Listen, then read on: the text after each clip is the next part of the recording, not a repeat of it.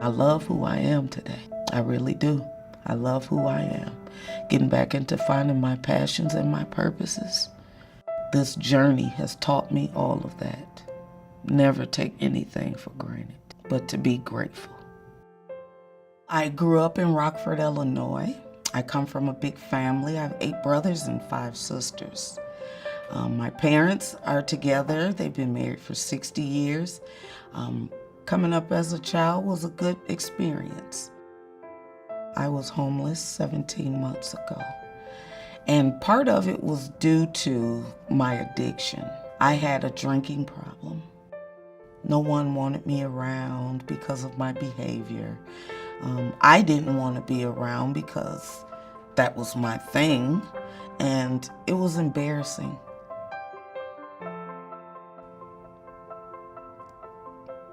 It was scary. It was scary. I ended up in places that I never imagined that I would end up in, like alleys, parks, staying with people I knew, staying with people I didn't know, the things that I had to do to get to the next day. You know, it was just a very sad moment for me. But I knew I had to do something, and I had to work fast. That's how I got here. Enrolled into a treatment center called Tapestry. And so after 21 days of that, Kimball Court opened their doors to me. They gave me a place to live where I'm warm every night. They give me a kitchen to cook my food.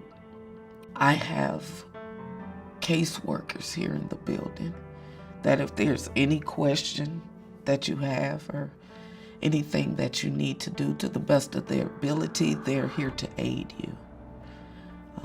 Security, that's a wonderful thing. That's a wonderful feeling because that's something I didn't have when I was homeless. I was just out there amongst the wolves. I feel free now.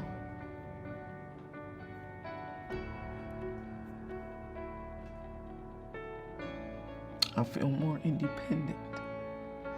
Because let's face it, who can be productive without a stable address? That's one of the first sensitive questions that is asked. What's your address? I went through a lot of that, trying to get things established with no permanent address.